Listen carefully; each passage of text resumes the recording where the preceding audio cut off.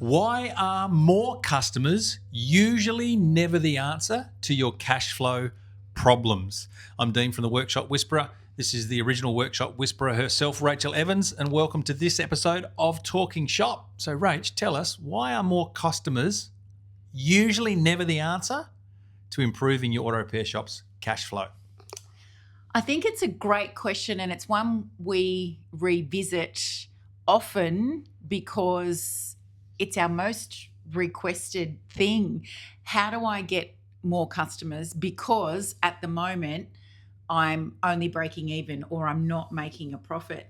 And I think the best way to explain why is to give you the example of the really big turnover shops.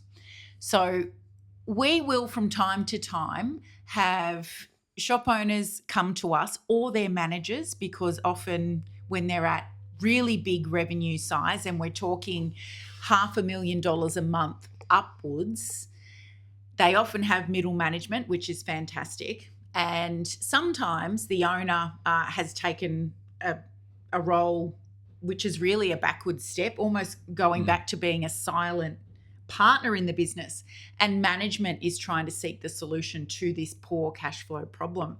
Now, for some of you watching or listening, you might think, who could possibly have problems if you're doing $500,000 a month in revenue or more in an auto repair shop? Well, time has shown us 12 years of working through these challenges with these shops, that the bigger the revenue, usually the bigger the cash flow problem. And we only, in the last couple of months have actually been talking with a shop with revenue like this, and there's no profit. And that is a massive problem when you've already got hundreds and hundreds of customers coming through your shop every month. So this is why we can say with certainty, more customers doesn't solve your cash flow problem. It does when you're brand new and you're actually under capacity, as in you don't have enough work to sell all of your labor hours that you have available. I would say that's less than, more customers off is usually the answer in less than 3% of the cases when people are coming to us saying a business is lean, cash flow is a bit tight. It might be the answer to some of the startups.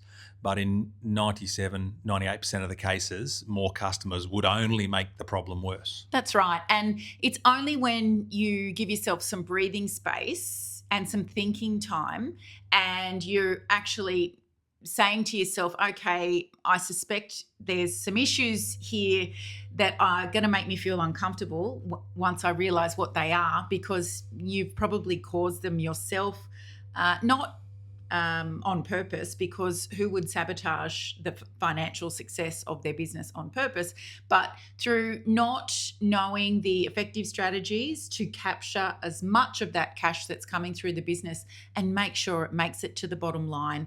And then it not only being used for debt repayments, which is quite often what happens. Too much money is taken out by the owner, or too many toys are purchased, and then that large revenue each month evaporates.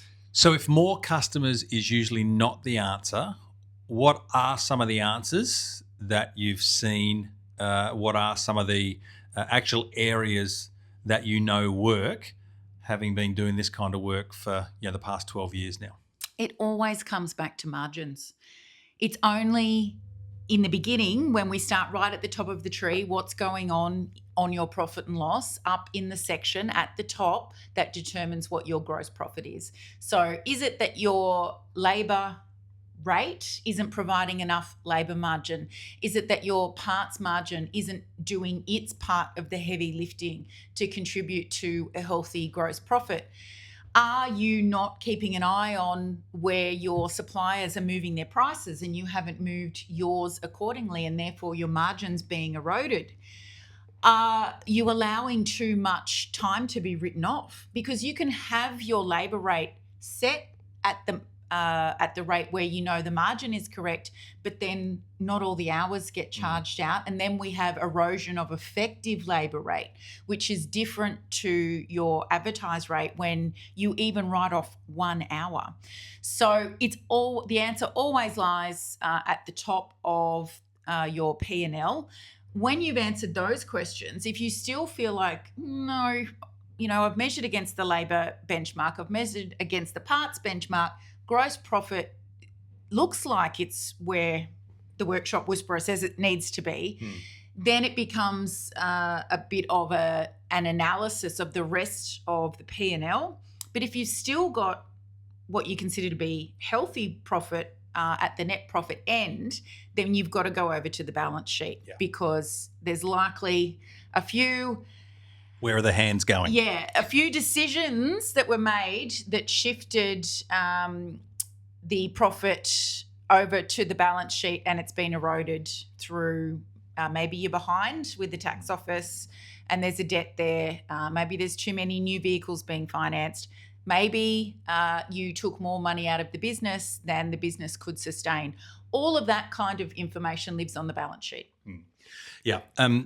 You don't get paid off revenue, you get paid off of gross profit. So you need to check those two figures yet, combination of your labour GP, your parts GP, and as Rach said as well, if you're using the recommended retail price as the basis for what you're charging your parts out of, you will almost never hit the GP benchmark, which as we know is 58 to 62%, because you're using a random retail price that someone else decided who has no idea of your operating expenses, how much you want to pay yourself, or the kind of profit levels that you're looking to hit. So it's one of the biggest oversights we see time and time again, isn't it? Someone pricing using the recommended retail price, not the actual price that they need to put on their parts, their products, to meet their GP figures.